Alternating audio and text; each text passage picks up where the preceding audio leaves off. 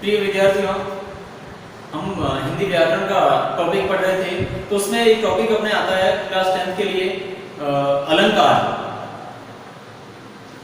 आज अपन अलंकार का अध्ययन करेंगे। अलंकार का शाब्दिक अर्थ होता है गहना या फिर आभूषण, गहना या आभूषण।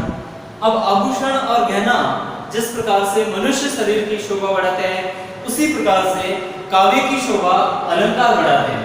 काव्य यानी कविता, जो पंक्तियां लिखी जाती है, उन पंक्तियों की शोभा बढ़ाने के लिए अलंकारों का प्रयोग किया जाता है। यह शब्द दो शब्दों अलम प्लस कार, अलम धन कार से मिलकर बना है। अलम का शाब्दिक अर्थ होता है शोभा और कार का मतलब होता है करने वाला, अर्थात काव्य की शोभा बढ़ाने वाले शब्दों को या गुणधर्म को हम अलंकार कहते हैं। काव्य की शोभा बढ़ाने वाले गुणधर्म को हम अलंकार कहते हैं। ऐसे संस्कृत में कहा गया है कि काव्य शोभा करान गुणधर्मा इति अलंकरोति। काव्य की शोभा करने वाले, शोभा बढ़ाने वाले गुणधर्म को हम क्या कहते हैं? अलंकार कहते हैं। अपन देखते हैं कि जिस प्रकार से मनुष्य शरीर की शोभा बढ़ाने के लिए हम गहने धारण करते हैं, इसी प्रकार से काव्य की शोभा बढ़ाने के लिए हम किसका प्रयोग करेंगे? अलंकारों का।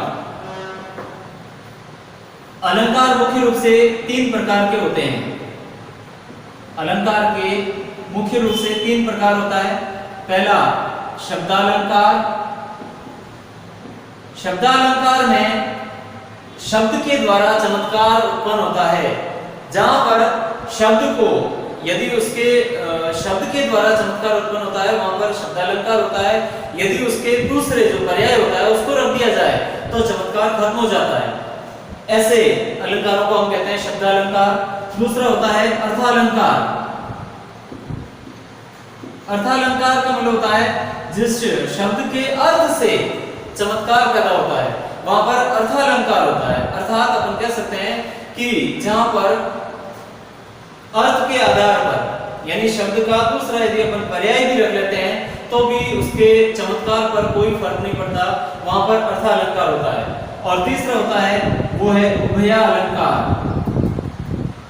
उभयालंकार का अर्थ होता है शब्द और अर्थ दोनों के द्वारा चमत्कार पैदा होना।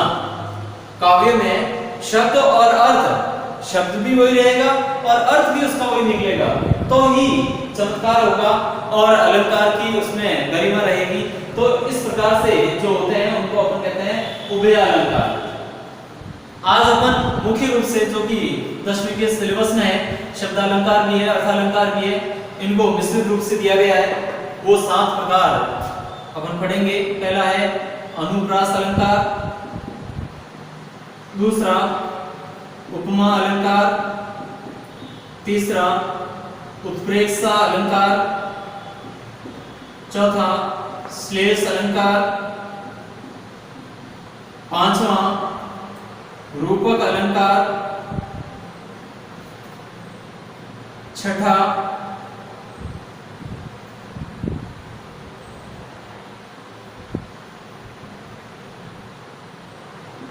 मानवीकरण अलंकार। इन अलंकारों के बारे में हम विस्तार से अध्ययन करेंगे।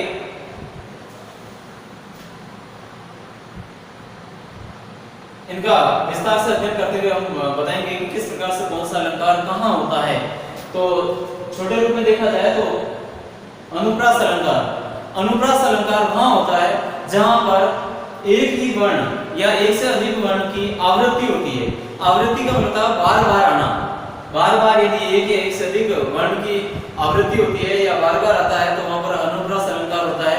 अनुप्रास अलंकार के बाद में आता है उपमा अलंकार। उपमा अलंकार में एक शब्द, एक संसार की प्रसिद्ध वस्तु की तुलना संसार की गौण वस्तु से की जाती है। संसार की सामान्य वस्तु से प्रसिद्ध वस्तु की तुलना की जाती है सामान्य रूप से।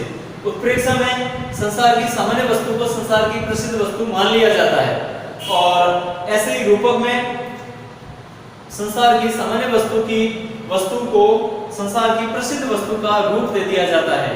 वहां पर रूपक अलंकार होता है। ऐसे ही श्लेष अलंकार में शब्द एक है और एक से अधिक बार आता है। शब्द एक होता है और एक बार ही आता है और उसके बहुत सारे अर्थ होते हैं। श्लेष अलंकार में शब्द एक बार प्रयोग होगा और बहुत सारे अर्थ प्रदान करता है, वहां पर श्लेष अलंकार होता है।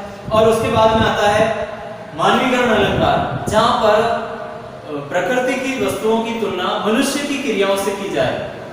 प्रकृति की वस्तुएं जो भी है उनकी तुलना, यानी पेड़ पौधे है, पत्थर है, नदी है, झरना है, उनकी यदि तुलना मनुष्य की क्रियाओं से की जाए, हंसना, दौड़ना, चलना, खेलना या कुछ कार्य करना, इस प्रकार से क्रियाओं से तुलना करते हैं, तो वहां पर मानवीकरण होता है। और सातवां आपके रहता है यमक अलंकार। यमक अलंकार है जो कि देखा जाए तो शब्द एक होगा, एक से अधिक बार आएगा और हर बार अलग अर्थ देगा। शब्द एक ही है, वो बार बार वाक्य में आएगा और हर बार अलग अर्थ देता है, तो वहां पर होता है यमक अलंकार। आज के इस वीडियो में अपन इतना ही पढ़ेंगे। अगले वीडियो में इनको विस्तार से एक एक को पढ़ेंगे। तब तक के लिए धन्यवाद।